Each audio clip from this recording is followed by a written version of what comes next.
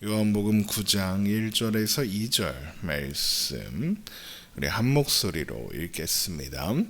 예수께서 길을 가실 때에 날 때부터 맹인된 사람을 보신지라. 제자들이 물어 이르되 랍비여, 이 사람이 맹인으로 난 것이 누구의 죄로 인함이니이까? 자기니이까 그의 부모이니이까? 아멘. 예수님은 자신을 믿는다는 유대인들에게 너희가 내 말에 거하면 참으로 내 제자가 되고 진리를 알지니 진리가 너희를 자유롭게 하리라 라고 말씀하셨습니다. 이것은 현재 그들이 죄에 종된 상태이고 그래서 그들에게는 참된 자유가 필요하다라는 의미라고 했습니다. 그러나 유대인들은 자신들이 아브라함의 자손이며 하나님께서 아브라함에게 약속하신 하나님 나라를 유업으로 받을 정당성과 자격이 있는 자유 있는 사람이라고 생각하며 반박했습니다. 예수님께 반박했습니다. 그러나 주님은 그들이 아브라함에게 약속된 축복과는 상관없는 자들이고 하나님이 아니라 마귀에게 속한 자다라고 하시면서 예수님의 말씀을 듣고 지켜야 하지만 그들에게 필연적으로 주어질 사망이라는 결론을 피할 수 있다고 말씀하십니다. 그들은 스스로 구원에 가깝다고, 구원에 이르고 있다고 자부하고 있었지만 사실은 구원과 먼 존재이며 그래서 구원이 필요한 존재다라고 말씀하신 겁니다. 하지만 유대인들은 자신들이 자격 없는 존재라고 하시는 예수님의 말씀을 인정할 수 없었습니다. 그래서 예수님께서 요한복음 8장 24절에서 너희가 만일 내가 그인 줄 믿지 아니하면 너희가 죄 가운데 죽으리라 라고 하시면서 내가 그다, 내가 하나님이다, 내가 메시아다 라고 하셨을 때는 예수님을 믿는다고 그랬던 그들이 이제는 아브라함이 나기 전부터 내가 있느니라 라고 하셔서 똑같이 내가 그다, 내가 스스로 있는 자다라고 말씀하시자 돌을 들어 예수님을 치려고 하는 겁니다. 그들은 유대인들 또한 죄인이고 죄로부터 구원이 필요한 존재라는 예수님의 말씀을 인정할 수가 없었던 겁니다. 이것은 빛이 어둠의 빛이었으나 어둠이 깨닫지 못하는 모습이며 빛이 자기 땅에 오셨으나 자기 백성이 영접하지 않는 모습입니다. 하지만 예수님은 바로 그런 자들을 위하여 이 땅에 오셨다는 사실 또한 우리는 잊지 말아야 합니다.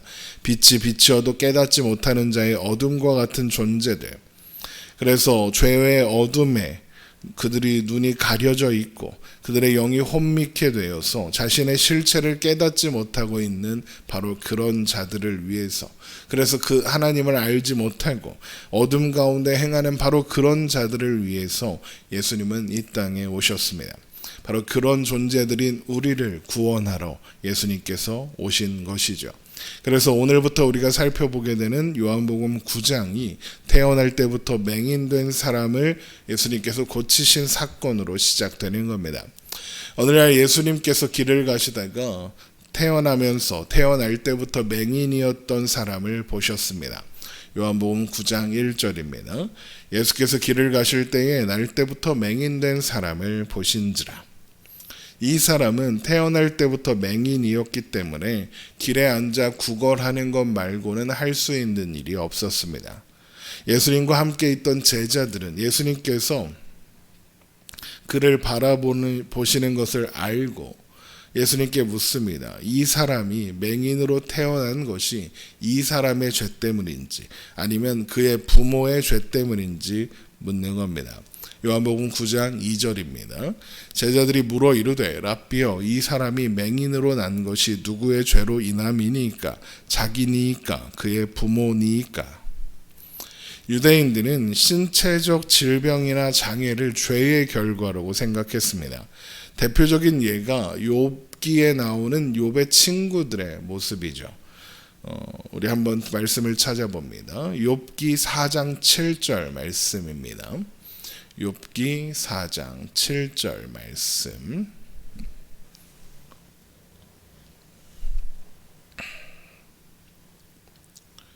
욥기 4장 7절의 말씀입니다. 욥기 4장 7절부터 9절까지 보겠습니다. 생각하여 보라. 죄 없이 망한 자가 누구인가? 정직한 자의 끊어짐이 어디 있는가? 내가 보건대 악을 밭갈고 독을 뿌리는 자는 그대로 거두나니 다 하나님의 입 기운에 멸망하고 그의 콧김에 사라지느니라. 그런데 지금 그들 앞에 있는 사람은 태어날 때부터 맹인이었던 사람입니다.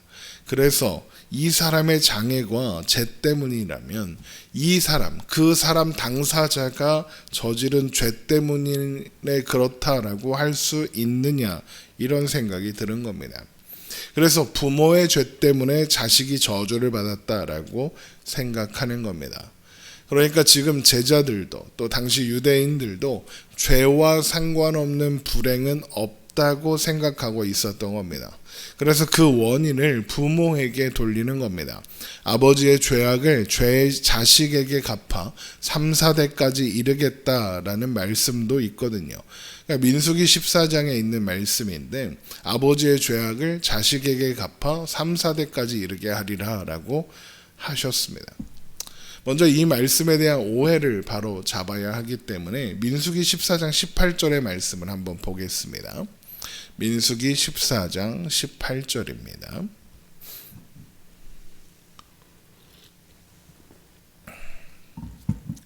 민수기 14장 18절 말씀. 민수기 14장 18절 말씀입니다. 여호와는 노하기를 더디하시고 인자가 많아 죄악과 허물을 사하시나 형벌 받을 자는 결탄코 사하지 아니하시고 아버지의 죄악을 자식에게 갚아 3, 4대까지 이르게 하리라 하셨나이다. 이 말씀에 대한 오해를 바로 잡아야 한다고 말씀드렸죠. 한때 한국교회는 이 말씀 민수기 14장 18절을 오해해서 가계에 흐르는 저주를 끊어야 한다라는 가계 저주론이 유행한 적이 있었습니다. 하지만 이것은 성경과 상관없는 주장일 뿐만 아니라 오히려 무속신앙에 가깝습니다. 아버지의 죄악을 자식에게 갚겠다, 3, 4대까지 이르겠다라는 말씀은 당시의 한 가족이 기본적으로 3, 4대로 구성되어 있다는 그런 상황을 전제로 하고 있습니다. 그래서 아버지의 죄는 자식의 죄와 무관할 수 없습니다. 그 아버지의 그 아들이라는 말이 괜히 있는 게 아닙니다. 자식은 아버지를 보고 배웁니다. 그래서 아버지의 죄는 자식의 죄이기도 하죠. 아버지가 우상을 섬기면 자식도 우상을 섬기고 그 가족 구성원 모두가 섬깁니다. 그래서 하나님의 심판은 그 가족 전체에 미칠 수밖에 없는 거죠. 그래서 형벌 받을 자는 결탄코 사하지 아니하시고 아버지의 죄악을 자식에게 갚아 3, 4대까지 이르게 하리라 라고 하시는 겁니다. 게다가 민수기 14장 18절의 말씀의 강조점은 심판에 하겠다가 아니라 그 앞에 있는 말씀, 여호와는 노하기를 더디하시고 인자가 많아 죄악과 허물을 사하신다에 있습니다. 그래서 바로 이어지는 민수기 14장 19절에서 이렇게 말씀이 이어지는 겁니다. 구하옵나니 주의 인자의 광대하심을 따라 이 백성의 죄악을 사하시되 애굽에서부터 지금까지 이 백성을 사하신 것 같이 사하시옵소서. 그러니까 지금 모세가 하나님의 인자하심에 호소하며 백성들의 죄를 용서해 주실 것을 구하고 있는 겁니다. 그러니까 민수기 18장의 말씀을 가계에 흐르는 저주, 부모의 죄 때문에 자식이 벌을 받는다, 이런 주장의 근거로 사용하면 안 되는 겁니다. 사람의 고난이나 불행이 본인 또는 부모의 죄의 결과라는 주장은 틀렸습니다. 어떤 사람에게 일어난 고난이나 불행이 그 사람이 죄인이라는 증거가 될 수 없습니다. 만약 고난이나 불행이 죄인의 결과이고 그가 죄인인 증거라면 모든 사람이 태어날 때부터 오늘 본문에 나오는 맹인처럼 장애나 질병이 있어야 합니다. 왜냐하면 다윗이 시편 51편에 고백하고 있는 것처럼 모든 사람은 죄악 중에 출생하기 때문에 그렇습니다. 아담의 후손으로 태어나는 그 어떤 사람도 예외는 없습니다. 태어나자마자 죽어서 스스로 죄를 지을 기회를 갖지 못한 사람의 죽음이 모든 사람이 죄인이라는, 모든 사람이 예외 없이 죄인이라는 확실한 증거입니다. 그래서 그로 인해서 모든 사람들이 죄인이라는 걸 알 수 있죠. 사망이 증거입니다. 물론 사람들에게 일어나는 모든 종류의 불행은 죄가 그 원인입니다. 아담의 범죄 이후로 그 모든 불행이 시작된 거니까요. 하지만 그것은 인류의 운명이지 각 개인의 상황과 사정에 따라 그의 행위에 따라 달라질 여지가 있는 내용이 아닌 겁니다. 게다가 우리는 명백히 죄인이면서 아무 일도 없이 잘 사는 사람들을 수없이 많이 볼 수 있습니다. 오죽했으면 아삽이 그 사람들 때문에 악인의 형통함을 보고 넘어질 뻔했다, 걸음이 미끄러질 뻔했다라는 시편을 썼겠습니까? 시편 73편을 한번 읽어보십시오. 아삽이라는 사람이 그 악인의 형통함 때문에 상처받고 좌절한 내용이 구구절절 쓰여 있습니다. 세상에는 너무나도 형통한 명백한 죄인인 사람들과 불행한 일을 만났으나 아무 잘못 없이 살아가는 사람들처럼 보이는 사람들이 얼마든지 있습니다. 그렇기 때문에 어떤 한 개인의 형통함이 그가 의로운 사람이라는 증거가 아니고, 어떤 한 개인이 당하는 고난이나 불행이 무조건 그 개인의 죄가 원인이라고 치부해버리면 안 된다는 겁니다. 다만 우리는 그가 당한 고난과 불행이 인류가 스스로 초래한 불행한 현실을 반영하고 있다는 사실에 애통해하며 함께 아파하면 되는 겁니다. 하지만 유대인들은 이런 식의 구분을 중요하게 여겼습니다. 그들이 이런 방식의 구분을 중요하게 여긴 이유는 그것을 자신들의 우월함과 자격 있음을 확인하는 방법으로 사용했기 때문입니다. 대표적인 예가 기도하는 바리새인과 기도하는 세리의 이야기 아닙니까? 우리 누가복음 18장 11절의 말씀을 한번 보겠습니다. 누가복음 18장 11절입니다. 누가복음 18장 11절 말씀. 바리새인은 서서 따로 기도하여 이르되, 하나님이여, 나는 다른 사람들 곧 토색, 불의, 간음을 하는 자들과 같지 아니하고 이 세리와도 같지 아니함을 감사하나이다. 나는 일에 2번씩 금식하고 또 소득의 11조를 드리나이다 하고. 지금 바리새인의 기도의 내용이 무엇입니까? 나는 누구와 같지 않다라고 합니다. 이것이 자신의 의로운 증거라고, 자신이 하나님 앞에 자격 있는 자라는 존재의 증명이라고 주장하는 겁니다. 그러나 성경은 분명하게 모든 사람은 죄인이라고, 예외는 단 한 사람도 없다고 선언합니다. 죄인은 없나니 하나도 없다 합니다. 의인은 없나니 하나도 없다라고 합니다. 이것은 유대인이나 이방인이나 상관없는 보편적인 진리이고 바리새인이나 세리나 모두 똑같이 적용되는 내용입니다. 그래서 지난 시간까지 살펴보았던 요한복음 8장에서 예수님이 유대인들에게 너희는 아브라함의 자손이 아니라 마귀의 자식이다, 하나님께 속하지 않은 존재고 너희는 죄인이다 라고 말씀하셨던 겁니다. 그래서 우리는 어떠한 방식으로도 다른 사람보다 우위를 점하기 위해서, 내가 더 나은 존재라는 걸 증명하기 위해서 다른 사람이 당한 고난이나 불행을 이용할 수 없으며 이용해서도 안 되는 겁니다. 한국교회가, 또 한국교회의 신자들이 이런 실수를 얼마나 많이 하는지 모릅니다.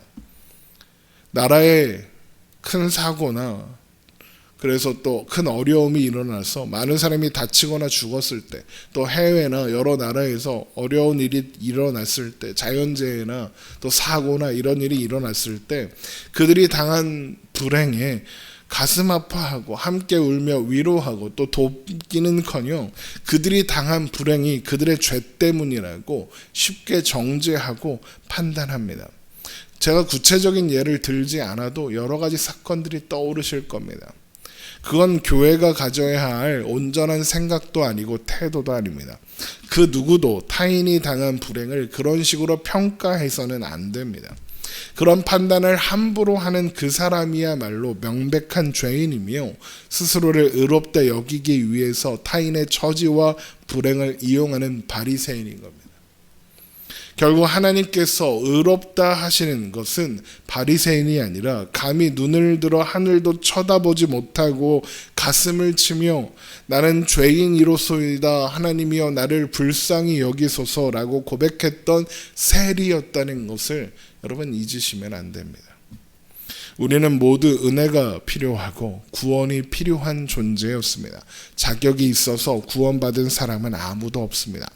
우리가 어떤 자리에서 부름 받았는지, 우리가 어떤 존재인지 제대로 인식하고 기억하시기 바랍니다. 그래서 스스로를 높이는데 혈안이 되어 있는 바리새인의 자리가 아니라 스스로를 낮추고 하나님 앞에 겸손히 서는 세리의 자리에 설 수 있는, 그래서 의롭다 칭함을 받을 수 있는 우리가 되기를 주님의 이름으로 축원합니다. 기도하겠습니다.